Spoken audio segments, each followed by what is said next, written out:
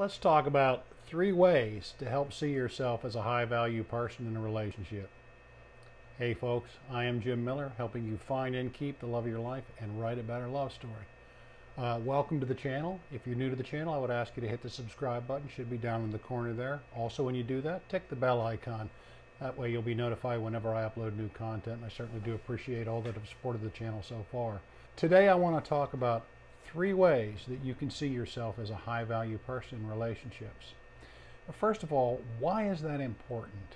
Well, if you don't see yourself as a high value person in a relationship, no one else is going to see you that way either. Typically what happens is people tend to mirror what you believe.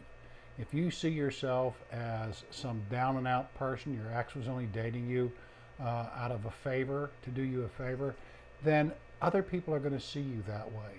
So you have to know that you're a high value person. Now, I don't mean that in a conceited or in an arrogant way, but it's important that you see yourself as a high value person, especially in relationships. Okay, a lot of my channel, I started this channel about getting your ex back. I talk less about getting your ex back. I do sell some programs as an affiliate that I think are good. They're not great, nothing out there. I'm working on my own. But I do sell some programs about that. But the deeper I get into this, the more I realize it's just self-improvement is what's important here. You really need to work on yourself. I know I needed to. I'm 60 years old. I'm still trying to make myself better. And not for my girlfriend, not for my children, not for my friends, but for me. And that's what's important, is to see yourself as a high-value person. Do I do that all the time? No. But I'm starting to see myself as a higher-value man. And I think that's important. I like what I see looking back in the mirror, even though the hair is not coming back the way I want it to. I love myself. Not all the time, and sometimes it's better than others, but this is something that I've been working towards. And not only is the benefit of just living my life, but the benefit of the relationships in my life, not just my girlfriend, the relationship with my children, the relationships with my friends are all made better because I see myself as more of a high value person. As a result, they treat me more as a high value person. So again, I want to go over 3 things that you can do that can help you to see yourself in a better light. And number 1, I talk about this quite often, is to make an inventory. Take an inventory. Sit down with a piece of paper and a pen, pencil, computer, whatever works for you. But write down your good qualities. Also, a full inventory, you've got to write down your bad qualities. Once you do this, and take some time doing this, don't just sit down and write it out in 10 minutes and say, well, I'm done. That won't work. You've got to sit there and you've got to really look at those, and you've got to accentuate those good qualities. Maybe you're funny, you have a great sense of humor, you can make people laugh. Maybe you're very generous in relationships and you give and give and give a lot. Maybe you do the housework around the house or something. You really are very generous with your time. Maybe you're very thoughtful and generous towards the other person. You have to look at these positive qualities, but you also have to look at the negative qualities. Now, the negative qualities that you find on your inventory are something that gives you a checklist of things that you need to work on. Now, here's a warning. If these are truly negative qualities and they've caused you problems in the past and you want to change them, then I say work on those and change them. Actually work towards changing those things. But if they're just maybe something that your ex saw, but nobody else has really said anything, or it's not really a part of your personality that you want to change because you kind of like it, then don't change. Don't change yourself for anybody else. Change yourself when there's parts of your life that you don't like. Don't change yourself to get your ex back or to make your relationship better if it's something that you really don't want to change. That's important. You've got to put yourself first here in many cases. You've got to put your own self and your own needs first. Now, if it's something that you're not really attached to, some character defect or some negative quality that you're not really attached to, work on it, change it.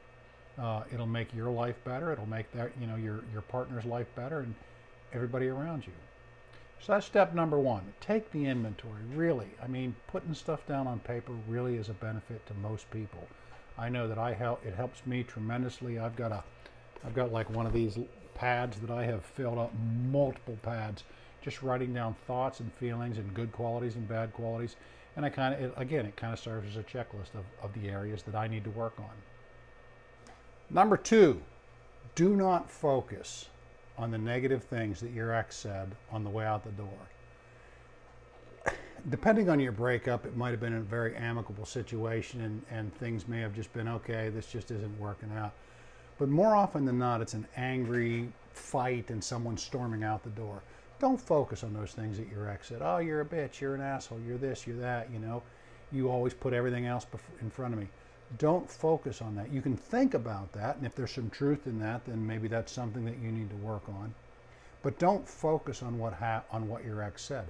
This is very common. What happens is you're sitting there now, you're alone, and you're hurt, and you just replay that over and over and over and over and over, and before you know it, you start to believe it.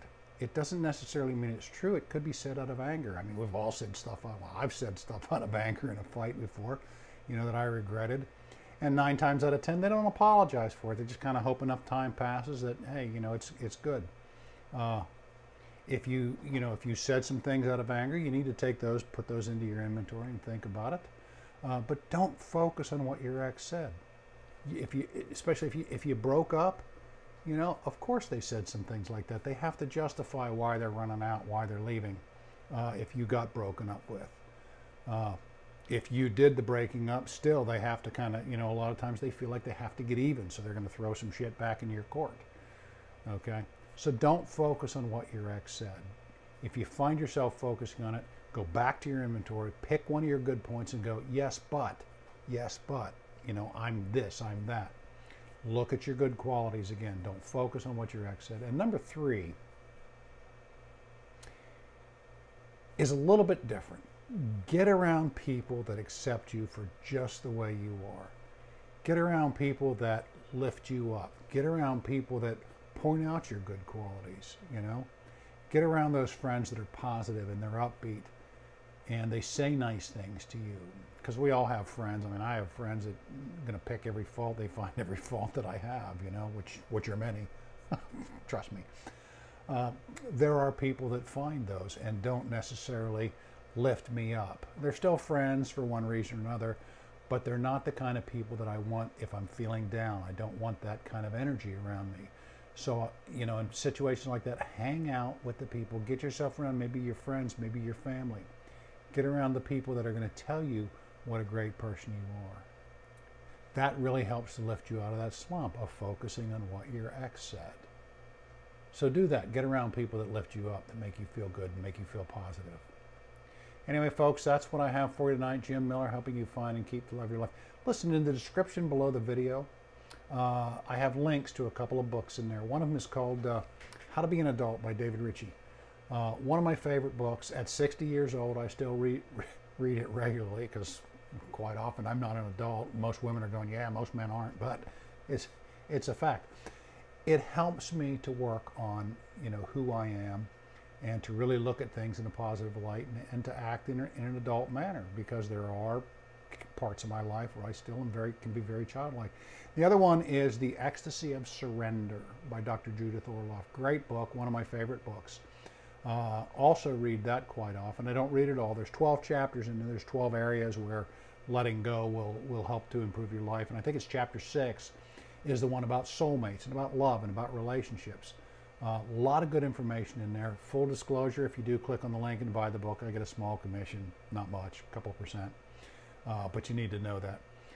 But they are very good books. They're books that I have tried to fashion part of my life after anyway. I mean, there's a lot of other good books that I've read, but these two in particular, when it comes to relationships, are very beneficial. So check those out if you get a chance. Anyway, folks, again, Jim Miller, helping you find and keep the love of your life and write a better love story. And I hope you have a great day. Thanks.